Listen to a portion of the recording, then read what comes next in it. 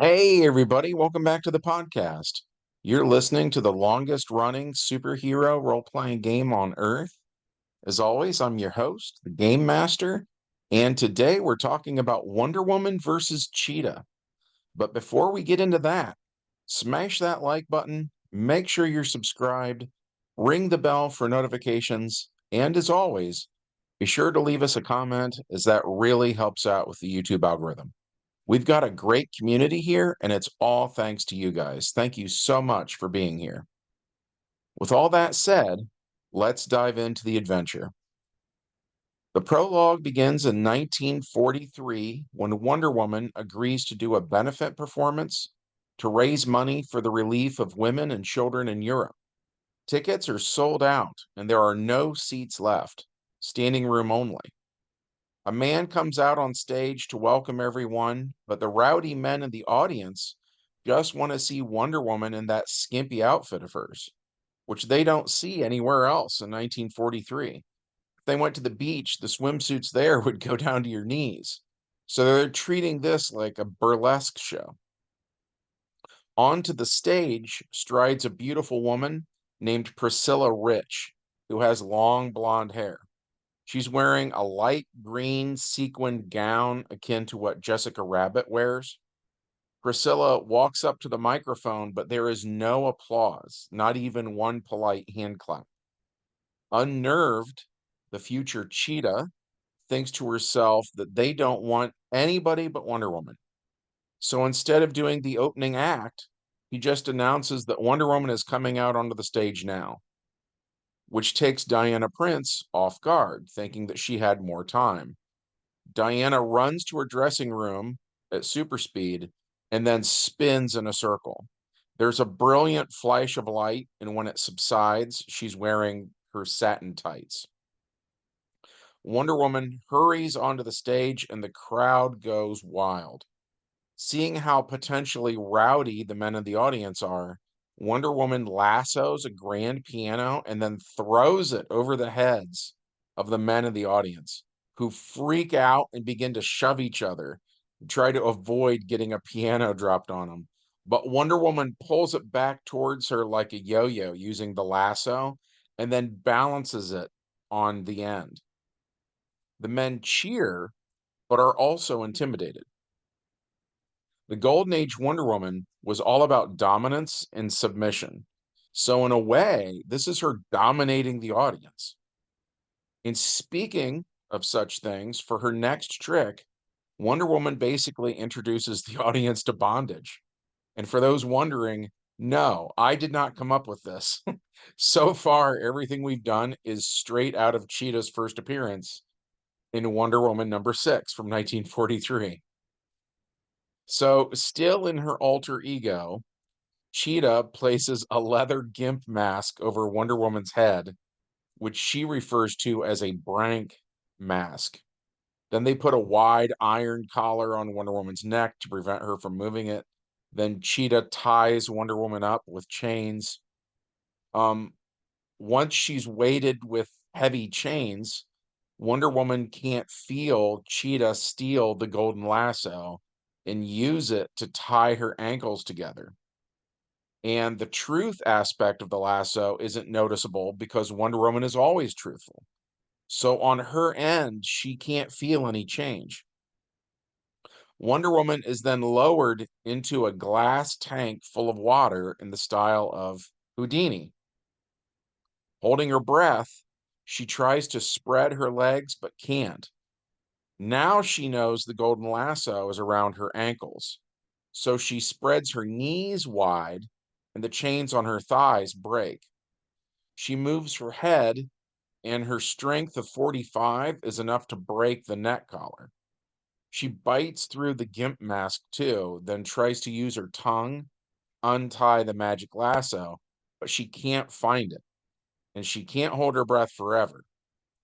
The audience sees this and rushes the stage trying to save her, but Cheetah tells them it's all part of the show. Wonder Woman then contorts herself and uses her feet to take off the gimp mask. Now that she can see, she unties the lasso with her mouth And once the lasso is off of her, she breaks the chains and then comes up for air. The audience cheers, and Cheetah kisses Diana, calling her darling and saying how worried she was. Diana sort of cocks an eyebrow and says, "You concealed your anxiety very well." As Wonder Woman walks off stage, she thinks to herself, "That blonde girl looks as innocent as an angel, but she almost made an angel out of me." Later that evening, Priscilla Rich goes to the office where the MC from earlier is putting the money in the safe. She asks him if he's going to take her to the Jungle Club, and he accepts. But then Wonder Woman shows up and tells them both that some of the men in the audience are throwing her a party at the 400 Club, and she invites both of them. He accepts, but Priscilla Rich does not. Instead, she goes to her dressing room and is angry. And she says to herself, "I'd like to scratch their eyes out." But when she sits down and looks in her mirror, we basically get a scene like the one we got in the 2002 Spider-Man movie when Norman Osborn is talking to Green Goblin using a mirror. In much the same way, when Priscilla Rich looks into the mirror, she sees herself in the cheetah costume. Priscilla gasps and asks if that's really her. Cheetah says, "Don't you know me? I'm the real you, a relentless huntress." Cheetah tells Priscilla to attack the MC and Wonder Woman, which brings us to the main plot of today's game. After robbing the safe full of charity funds, the cheetah, who still has the bag of money with her, follows Wonder Woman back to the home of Diana Prince, who Wonder Woman claims she's staying with. Cheetah, who's in costume now, sneaks into Wonder Woman's bedroom that night. And again, thus far, this is all from verbatim from Wonder Woman issue number 6, right? And according to that issue, Wonder Woman sleeps in her Wonder Woman costume at night, which seems weird to me, but okay, whatever. We're rolling with it. Anyways, so Cheetah stabs Wonder Woman with a knife. In DC Heroes, a knife has a body of 5 and an effect value of 3. So Cheetah would need to roll a 28 or better on 2 10-sided dice before she could even begin to cut Diana's skin. So what happens is Cheetah pokes Diana with this knife, and the only thing she accomplishes is she wakes Wonder Woman up. Wonder Woman then tries to hit Cheetah, which is Diana's dexterity of 13 versus Cheetah's dexterity of 15. Diana rolls and misses. Cheetah drops the knife and switches over to her claws, and she has 14 APs of the claws power versus Diana's body of 16. Cheetah rolls a 13, so that does 3 points of damage. Wonder Woman is shocked that Cheetah was actually able to draw blood. So then it's Wonder Woman's turn. She rolls an 11, which hits, and it's her strength of 45 versus Cheetah's body of 10. So Cheetah takes 32 points of damage, and it's only knockout damage. So it doesn't take Cheetah's body any lower than 0, but Cheetah is knocked out. So while Cheetah is unconscious, Wonder Woman ties her up with the lasso and summons her invisible plane, which brings us to the epilogue. Diana's cuts are healed on Paradise Island by the Amazonian Purple Ray, and Cheetah is placed in a prison cell on Paradise Island where the Amazons try to reform her. And this is a really big deal for the Amazons because up to a certain point in the comic, the Amazons are utterly and completely convinced that every single woman is like lawful good and every single man is like chaotic evil. You know what I mean? And so when you introduce them to an evil woman, it blows their minds. And just the same, if they have interactions with Steve Trevor and he's being a nice guy, that also blows their minds. You know what I mean? At any rate, while she's here, Diana's younger sister, Drusilla, who is the Golden Age Wonder Girl, asks about the men in Diana's life. And Diana talks some about Superman Red, who she has been, um, as Wonder Woman, she is fighting the Germans alongside him in World War II. But then she also talks about Steve Trevor. And as Diana Prince, she and Steve work side by side all the time, right? So Drusilla asks, what is the difference between them? And among the other things that Diana lists, she explains that while Superman Red is more of the dominant type, Steve is actually very submissive and he would do anything for her.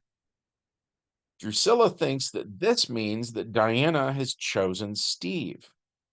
So she says if Diana doesn't want Superman Red, she'll happily take him off of Diana's hands, which makes Diana feel jealous, which means Diana has some soul searching to do.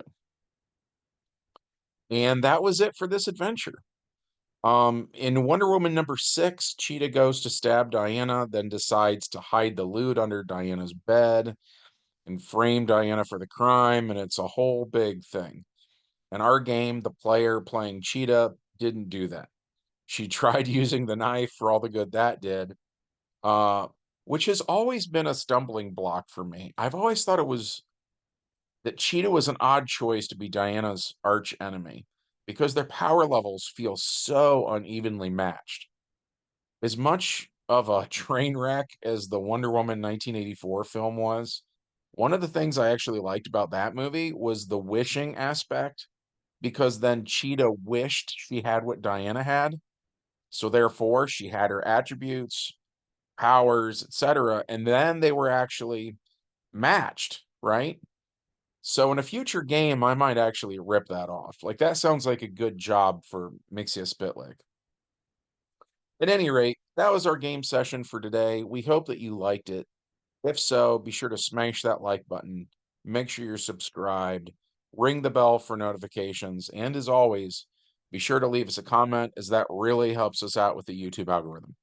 From all of us here at the longest running superhero role playing game on earth, we hope you guys have a great week and we will see you in the next adventure. Bye.